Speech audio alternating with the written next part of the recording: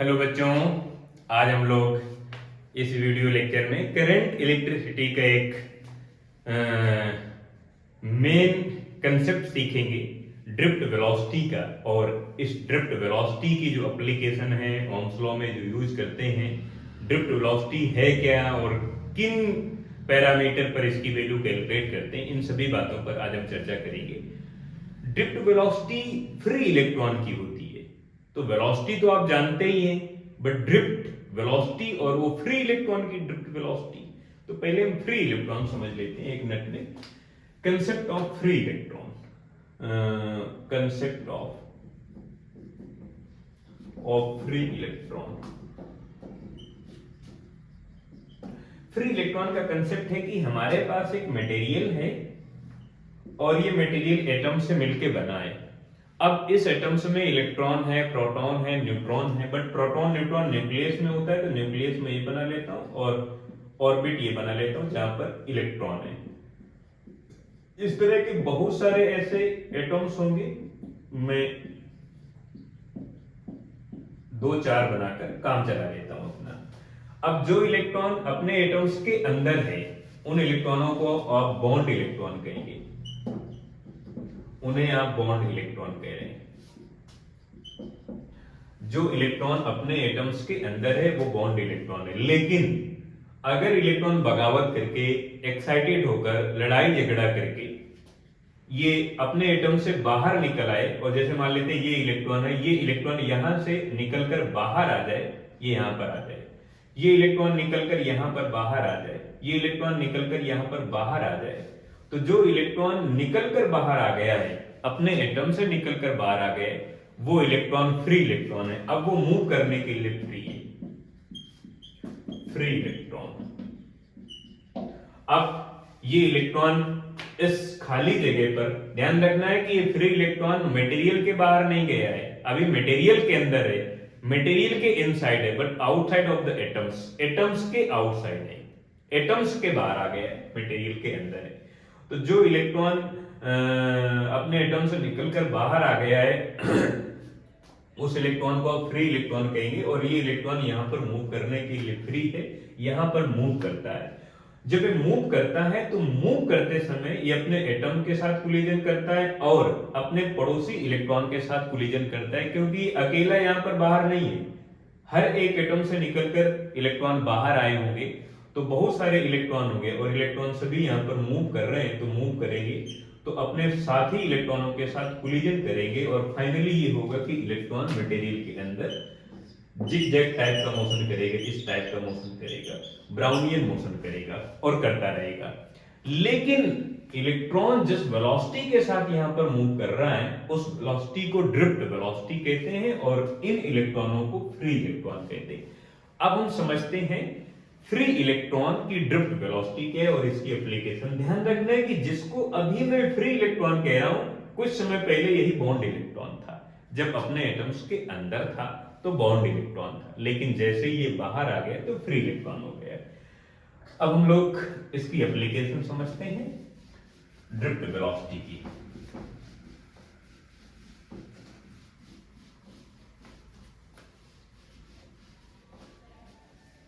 Drift velocity of free electron,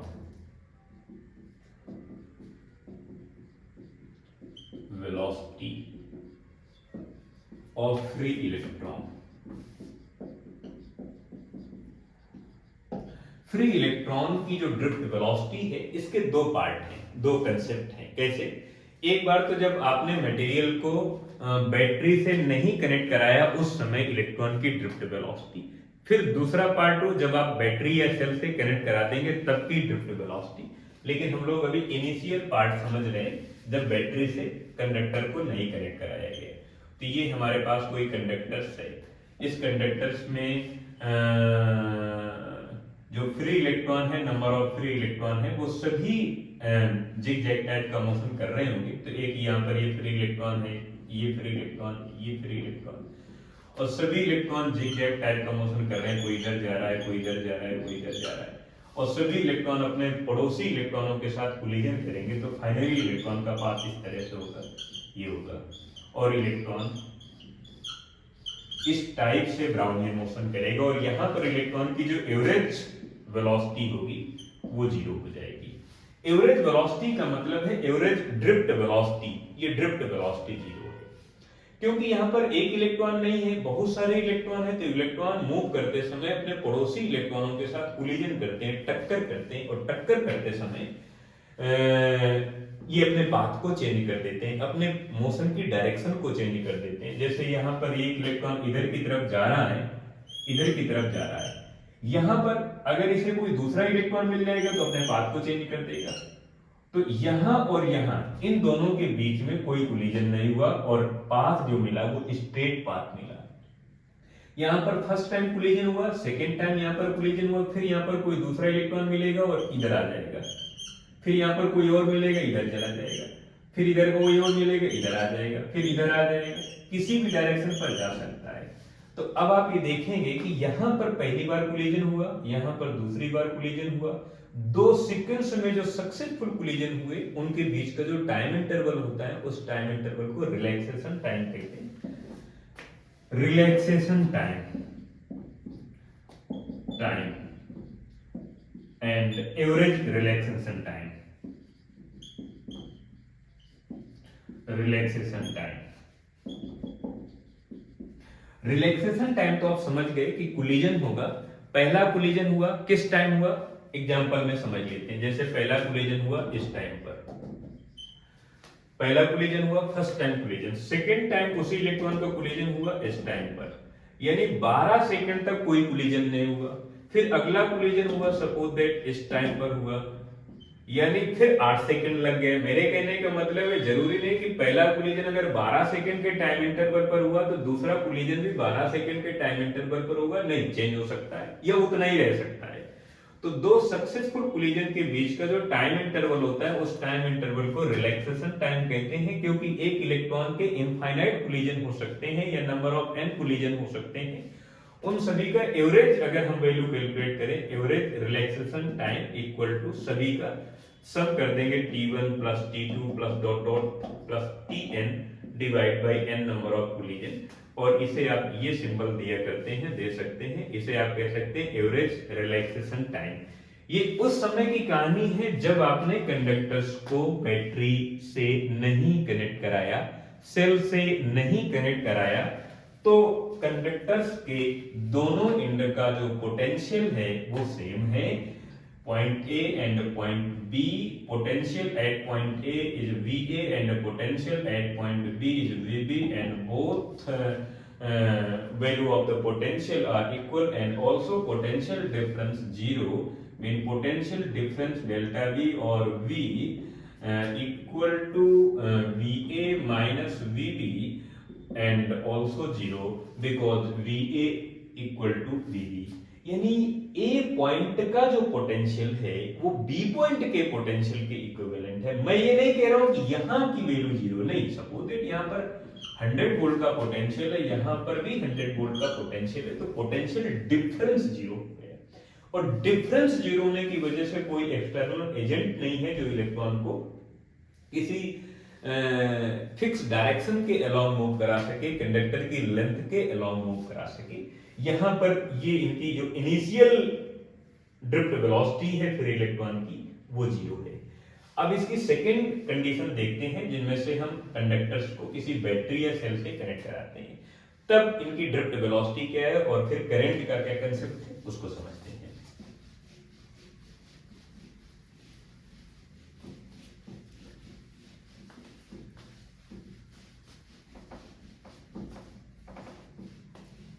second part, जब आप conductors को किसी बैटरी या सेल से कनेक्ट करा दें तो बैटरी या सेल काम क्या करती है? कोई जादू कर देती है करंट कि वायर में, कंडक्टर्स में, कि करंट फ्लो होने लगती है? नहीं, जादू नहीं करती है। जादू तो नहीं करती, लेकिन जादू जैसा ही कुछ कर देती है। कैसे? ये आपके पास कोई कंडक्टर्स है, इस कंडक्टर्स में फ्री इलेक्ट्रॉन है, ये पॉइंट ए हो गए, ये पॉइंट बी हो गया, इसको आपने बैटरी से कनेक्ट करा दिया इस तरह से, ये स्विच हो गई, स्विच को आपने ऑन कर दिया, plus minus, plus mean higher voltage and minus mean lower voltage, V volt का पोटेंशियल डिफरेंस हो गया। अब यहां पर जो फ्री इलेक्ट्रॉन थे अब वो किसी फिक्स डायरेक्शन के अलोंग मूव करने लगेंगे और ये हमारे पास हो गई कंडक्टर्स की लेंथ। ये कोई फर्क नहीं पड़ेगा कि आपने लेंथ को डेल्टा एक्स लिखा है या एल लिखा है, क्या लिखा है। यहां पर जो फ्री इलेक्ट्रॉन है वो अब किसी फिक्स डायरेक्शन के अलोंग मूव करेंगे, बिकॉज इधर का नेगेटिव टर्मिनल है और ये नेगेटिव, तो नेगेटिव नेगेटिव रिपेल करेगा। ध्यान रखना है कि इलेक्ट्रॉन हमेशा लोअर वोल्टेज से हायर वोल्टेज की तरफ फ्लो करता है, मूव करता है। एंड करंट इलेक्ट्रॉन के मोशन का जस्ट अपोजिट डायरेक्शन में मूव करती है। अगर इलेक्ट्रॉन इस डायरेक्शन पर मूव कर रहा है, इलेक्ट्रॉन इस डायरेक्शन पर मूव कर रहा है, तो करंट इससे जस्ट अपोजिट डायरेक्शन पर मूव करेगी, करंट आई। और ये आपको ध्यान रखना है कि करंट के मोशन की जो डायरेक्शन होगी, यानी करंट के जो फ्लो की जो डायरेक्शन होगी, फ्री इलेक्ट्रॉन के मोशन से जस्ट अपोजिट होगी। तो ये आपको ध्यान रखना है। अब ये इलेक्ट्रॉन यहां पर जिस वेलोसिटी के साथ मूव करेंगे उस वेलोसिटी को ड्रिफ्ट वेलोसिटी कहते हैं। ड्रिफ्ट वेलोसिटी किसकी? फ्री इलेक्ट्रॉन की। पहले भी तो थी ड्रिफ्ट वेलोसिटी, हाँ वो पहले भी थी, लेकिन उस टाइम वो इलेक्ट्रॉन लीनियर मोशन नहीं कर रहे थे, तब भी ड्रिफ्ट वेलोसिटी है। यहां पर भी ड्रिफ्ट वेलोसिटी है, माने फ्री इलेक्ट्रॉन की जो वेलोसिटी है वही ड्रिफ्ट वेलोसिटी है। और अब यहां पर हम इसकी एप्लीकेशन को कैलकुलेट करते हैं। Application of drift velocity.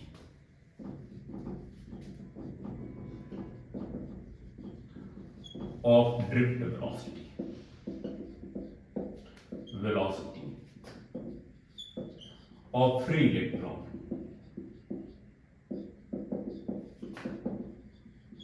Free electron की ड्रिफ्ट वेलोसिटी हम लोग यूज करेंगे first equation of motion from first equation of motion.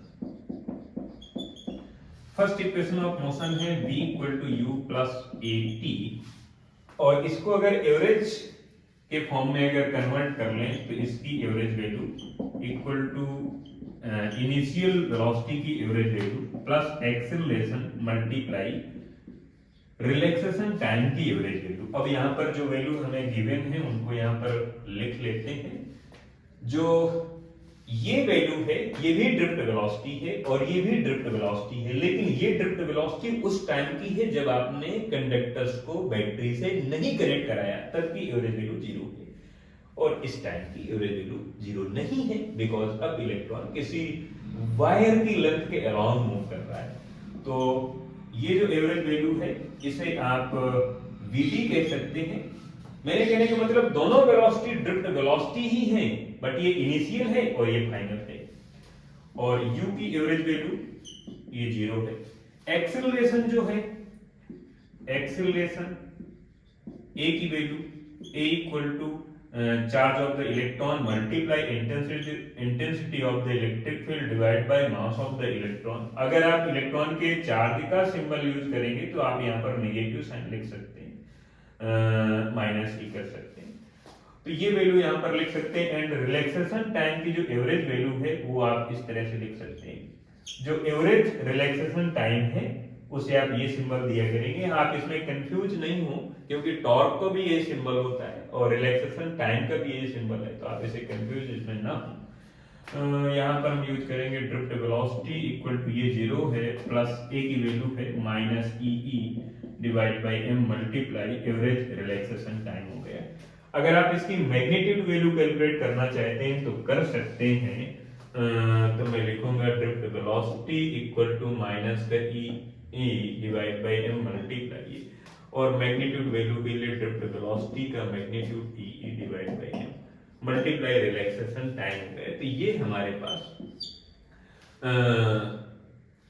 Drift velocity की एक एप्लीकेशन हो गई। E charge of the electron है, इलेक्ट्रॉन का चार्ज है, and capital E intensity of the electric field है, and m mass of the electron, torque, average relaxation time है tau.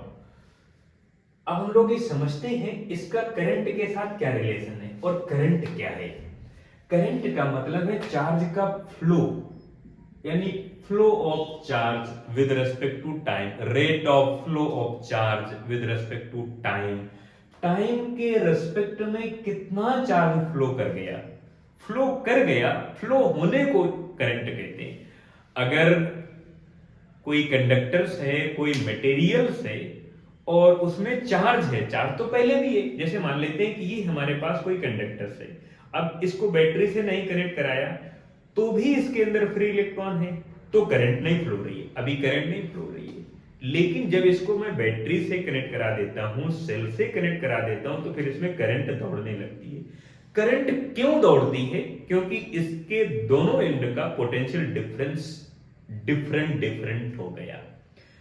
Battery का काम होता है कंडक्टर्स के दोनों एंड का पोटेंशियल मेंटेन रखना, और मेंटेन रखने के लिए बैटरी या सेल अपनी एनर्जी को डिक्रीज करती है, लॉस करती है।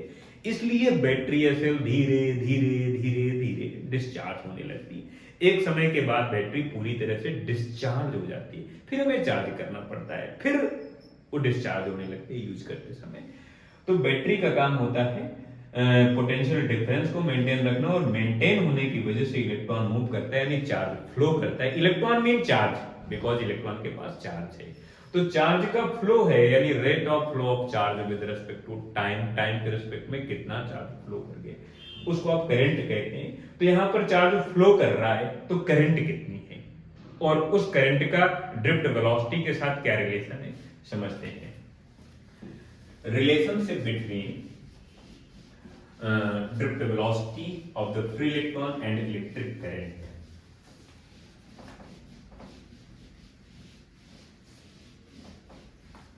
Relationship between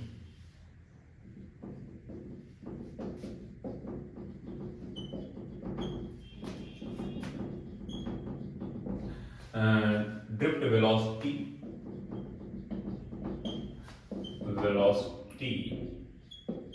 of free electron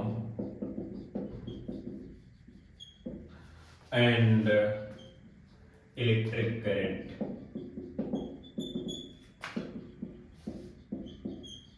electric current और ड्रिफ्ट वेलोसिटी में क्या रिलेशन है, समझते हैं। हमारे पास ये वही एक कंडक्टर्स हो गया, इस कंडक्टर्स को अगर हम बैटरी से कनेक्ट करा दें, स्विच ये है और स्विच को ऑन कर दें, प्लस माइनस, और यहाँ पर जो फ्री इलेक्ट्रॉन है अब वो मूव कर रहे हैं, बहुत सारे फ्री इलेक्ट्रॉन है। यहाँ पर मैं एक फ्री इलेक्ट्रॉन का यूज कर लेता हूँ, और ये यहाँ पर फ्री इलेक्ट्रॉन मूव कर रहा है, और जिस वेलोसिटी के साथ मूव कर रहा है उस वेलोसिटी को आप ड्रिफ्ट वेलोसिटी कह रहे हैं। और इलेक्ट्रॉन हमेशा लोअर पोटेंशियल से हायर पोटेंशियल की ओर मूव करता है, और करंट इसके जस्ट अपोजिट डायरेक्शन में मूव करेगी। ये हो जाएगा हमारे पास डेल्टा एक्स, इसकी लेंथ हो जाएगी, कंडक्टर की लेंथ हो जाएगी। अब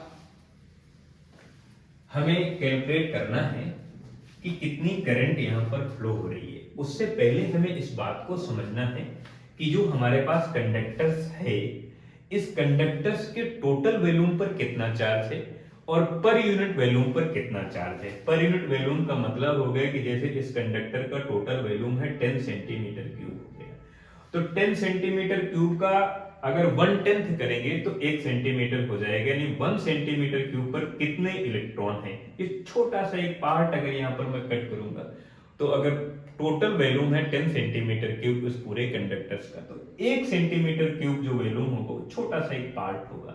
इस छोटे से पार्ट पर जितने नंबर ऑफ फ्री इलेक्ट्रॉन होंगे और वहां पर जितना चार्ज होगा, उस चार्ज को कहते हैं amount of charge in per unit volume. तो पर यूनिट वॉल्यूम पर चार्ज की वैल्यू कैलकुलेट करते हैं। अमाउंट ऑफ चार्ज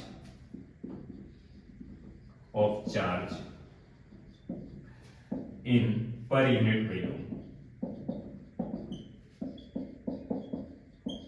इसे आप स्मॉल q से प्रेजेंट कर लें, और ध्यान रखना है कि पर यूनिट वॉल्यूम पर जो नंबर ऑफ फ्री इलेक्ट्रॉन होते हैं उसे स्मॉल n से लिखेंगे, एंड e एक इलेक्ट्रॉन का चार्ज हो गया, तो पर यूनिट वॉल्यूम पर इतना चार्ज है। यहाँ पर बहुत सारे नंबर ऑफ फ्री इलेक्ट्रॉन है, टोटल वॉल्यूम 10 सेंटीमीटर क्यूब है, तो छोटी सी जो जगह होगी उस पर कुछ ना कुछ फ्री इलेक्ट्रॉन यहाँ पर होंगे, और वो जो फ्री इलेक्ट्रॉन यहाँ पर है उनकी नंबर्स को n से प्रेजेंट करेंगे, तो पर यूनिट वॉल्यूम पर जितना चार्ज होगा इसे आप q से प्रेजेंट करेंगे।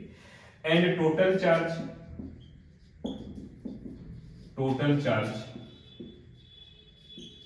अब टोटल चार्ज को आप q से प्रेजेंट कर लें, तो q equal to charge in per unit volume small q multiply volume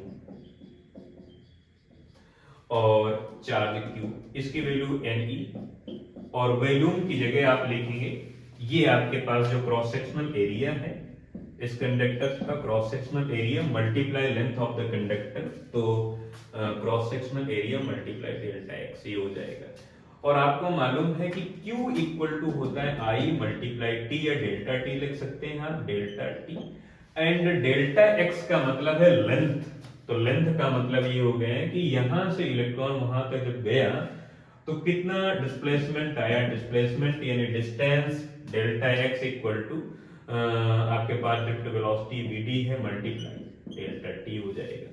तो q की जगह आप I multiply delta t use कर लेंगे, Ne इक्विवेलेंट a मल्टीप्लाई इसकी जगह आप यूज करेंगे कितना vd मल्टीप्लाई डेल्टा t, तो vd multiply delta t, delta t cancel out हो जाएगा, I इक्वल टू हो जाएगा NEA vd हो जाएगा। ये हमारे पास एक रिलेशन आ गया और यहां से अगर आप vd की वैल्यू कैलकुलेट करेंगे तो I डिवाइडेशन NEA हो जाएगा। ये हमारे पास ड्रिफ्ट वेलोसिटी की एक नेक्स्ट एप्लीकेशन हो गई। जबकि ड्रिफ्ट वेलोसिटी की एक एप्लीकेशन हमारे पास पहले से ही थी, उसे आप कह रहे थे कि vd equal to EE divide by m multiply relaxation time, इन दोनों को आप इक्विवेलेंट कर सकते हैं और इक्विवेलेंट जैसे करेंगे तो करंट की वैल्यू कैलकुलेट कर लें या इंटेंसिटी की वैल्यू कैलकुलेट कर लें, तो मैं अगर कैलकुलेट करूंगा तो I डिवाइडेशन NEA इक्विवेलेंट ये वाली वैल्यू लिखूंगा EE divide by m multiply ये, और आप यहां से करंट की वैल्यू कैलकुलेट करें या क्रॉस सेक्शनल एरिया की वैल्यू कैलकुलेट करें या इंटेंसिटी की वैल्यू कैलकुलेट करें, ये एक छोटा सा एक रिलेशन बन गया current density drift velocity and electric current में। अगर आप करंट डेंसिटी में रिलेशन बनाना चाहें इसके साथ तो बना सकते हैं, बड़ा इजी है। करंट डेंसिटी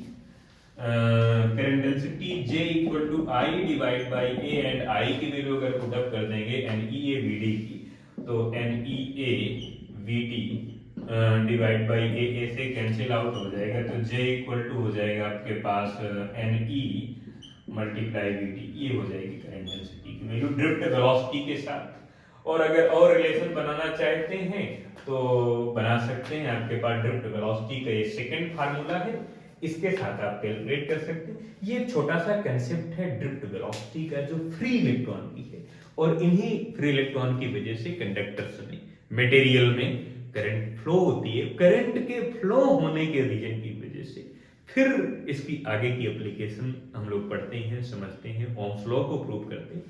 अगले वीडियो लेक्चर में हम लोग ओम्स लॉ को प्रूव करेंगे, फिर ओम्स लॉ की एप्लीकेशन, ओम्स लॉ की जो लिमिटेशन है उनको पढ़ेंगे, क्या बाउंडेशन है, कब ओम्स लॉ वैलिड है, कब इनवैलिड है, ओमिक सर्किट क्या होते हैं, नॉन ओमिक सर्किट क्या होते हैं, या इसकी डिफरेंट टाइप की तरह तरह की जो एप्लीकेशन है उनको समझते हैं।